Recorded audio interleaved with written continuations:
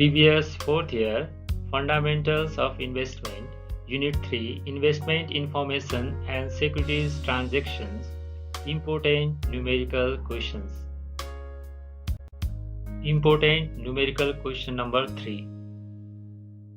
Consider the three stocks in the following table. PT represents price at time t and QT represents share outstanding at time t. Stock C split 2 for 1 in the last split.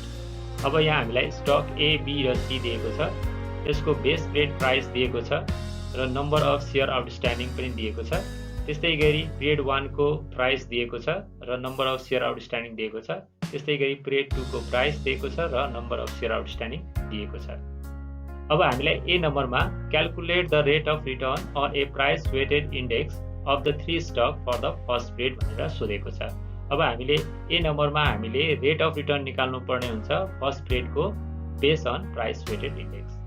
अब त्यस्तै गरी B नम्बरमा what must happens to the divisor for the price weighted index in year 2। अब year 2 को हामीले new divisor हामीले determine गर्नुपर्ने हुन्छ, किनभने stock C split for 1 in last period भनेर दिएको छ भनेपछि हामीलाई न्यू डिभाइजर सोधेको हो बी नम्बरमा। त्यस्तै गरी सी नम्बरमा हामीलाई calculate the rate of return of the price weighted index for the second period t equals to 1 to t equals to 2। अब हामीले रेट अफ रिटर्न निकाल्नु पर्ने हुन्छ after revision of the divisor for the second period. अब त्यस्तै गरी D नम्बरमा calculate the first period rate of return on the market value weighted index of the three stock. अब डी नम्बरमा हामीलाई फर्स्ट पिरियडको रेट अफ रिटर्न निकाल्न भनेको छ base on market value weighted index. अब ई नम्बरमा हामीलाई calculate the first period rate of return on the equally weighted index of the three stock. अब ई नम्बरमा पनि रेट अफ रिटर्न डिटरमाइन गर्न भनेको छ base on equally weighted index of the three stock भनेर सोधेको छ। सोल्युसनको ए नम्बरमा हामीलाई calculate the rate of return on a price weighted index of three stock for the first period भनेर सोधेको छ। त्यसको लागि हामीले स्टक ए, बी र सी को बेस पिरियडको टोटल सम अफ प्राइसेस निकाल्नु पर्ने हुन्छ। त्यस्तै गरी पिरियड 1 को टोटल सम अफ प्राइसेस निकाल्नु पर्ने हुन्छ र बेस पिरियडको टोटल प्राइस भनेको हाम्रो ₹240 हो र पिरियड 1 को टोटल प्राइस भनेको ₹250 हो। अब तीनटा स्टक दिएको छ, दुईटै पिरियडको लागि हाम्रो डिभाइजर 3 हुन्छ। अब हामीले price weighted index for base period भनेको total of the prices of base period divide by divisor हो, जसको भेल्यु आउँछ 80। त्यस्तै गरी पिरियड 1 को लागि टोटल अफ द प्राइसेस भनेको ₹250 हो र डिभाइड बाई डिभाइजर भनेपछि त्यसको भेल्यु आउँछ 83.33। अब the rate of return for the first period is equals to PWI1 minus PWI0 divide by PWI0 गरेर हामीले निकाल्नु पर्ने हुन्छ र यसको भेल्यु आउँछ 0.0416, त्यो भनेको 4.16%। बी नम्बरमा हामीलाई what must happen to the divisor for the price weighted index in year 2 भनेर सोधेको छ र हामीलाई the stock C undergoes 2 for 1 stock split in the last period भनेर दिएको छ। अब हामीले रिवाइज डिभाइजर निकाल्नु पर्ने हुन्छ।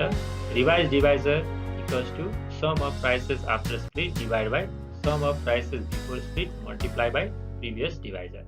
अब sum of prices after split को भेल्यु हुन्छ 195। त्यस्तै गरी sum of prices before split को भेल्यु हुन्छ 250 मल्टिप्लाई बाई प्रिभियस डिभाइजर, त्यो भनेको 3। अब न्यू डिभाइजर को भेल्यु फर इयर 2 को लागि 2.34 हुन्छ। अब सी नम्बरमा हामीलाई rate of return of the price weighted index for the second period हामीलाई सोधेको छ र हामीले rate of return for the second period equals to PWI2 minus PWI1 divide by PWI1 गरेर हामीले निकाल्छौँ, जसको भेल्यु हुन्छ 0%। अब वेयर PWI2 भनेको total prices for period 2 divide by new divisor. अब यसको भेल्यु आउँछ 83.33। अब हामीले डिसिजनमा hence there is no change in the index value in period 2 as a result of stock split for stock C, thus the rate of return on price weighted index for period 2 is 0 भनेर हामीले decision लेख्नु पर्ने हुन्छ।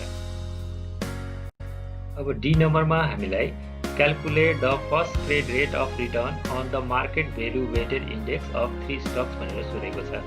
अब त्यसको लागि हामीले calculation of first trade rate of return on the market value weighted index of 3 stocks भनेर लेख्ने र स्टक A, B र C को हामीले बेस पेड प्राइससँग base period number of outstanding share multiply गर्ने र हामीले base period market value determine गर्ने जसको भ्यालु हुन्छ ₹39,000। त्यस्तै गरी पिरियड 1 को मार्केट प्राइससँग पिरियड 1 को number of outstanding share multiply गर्ने र टोटल मार्केट भ्यालु पिरियड 1 को हाम्रो 40,500 हुन्छ। र अब बेस पेड इन्डेक्स भ्यालु चाहिँ हामीले 100 एजम्सन गर्नुपर्ने हुन्छ र हामीले value weighted index for period 1 को लागि हामीले निकाल्नु पर्यो भने हामीले फर्मुला युज गर्नुपर्ने हुन्छ total current period market value period 1 divide by total base period market value multiply by base period index. अब यसको भ्यालु हुन्छ ₹40,500 डिभाइड बाइ ₹39,000 इन्टु 100 र इन्डेक्स भ्यालु हुन्छ पिरियड 1 को 103.85। अब rate of return for period 1 determine गर्नको लागि VWI1 minus VWI0 divide by VWI0 को फर्मुला युज गर्नुपर्ने हुन्छ जसको भ्यालु आउँछ 3.85%। अब डिसिजनको लागि हामीले the value weighted index shows that the market index has been increased by 3.85% in period 1 as compared to base period भनेर हामीले डिसिजन दिनुपर्ने हुन्छ। अब यी नम्बरमा हामीलाई calculate the first trade rate of return on the equally weighted index of 3 stocks भनेर सोधेको छ। अब त्यसको लागि हामीले calculation of the first trade rate of return on the equally weighted index of 3 stocks भनेर लेख्ने र हामीले स्टक A, B, C को बेस पिरियड को प्राइस र पिरियड 1 को प्राइस को हामीले प्राइस रिलेटिभ डिटरमाइन गर्ने। अब यसको टोटल प्राइस रिलेटिभ को सम हामीले निकाल्यो भने हाम्रो टोटल भ्यालु हुन्छ 3.0556। अब हामीले equally weighted index for first period भनेको total of price relative in period 1 divide by number of stocks in the index multiply previous index. अब यसको भ्यालु हुन्छ 3.0556 डिभाइड बाइ 3 इन्टु 100। यसको इन्डेक्स भ्यालु हुन्छ 101.85। अब rate of return for period 1 निकाल्नु पर्यो भने rate of return equals to EWI1 minus EWI0 divide by EWI0। अब बेस पिरियड इन्डेक्सको भ्यालु हाम्रो 100 हुन्छ। अब EWI1 भनेको 101.85 माइनस 100 डिभाइड बाइ 100। यसको भ्यालु आउँछ 0.0185 और 1.85%। अब डिसिजनको लागि हामीले the equal weighted index shows that market has been increased by 1.85% in period 1 as compared to base period भनेर हामीले डिसिजन दिनुपर्ने हुन्छ।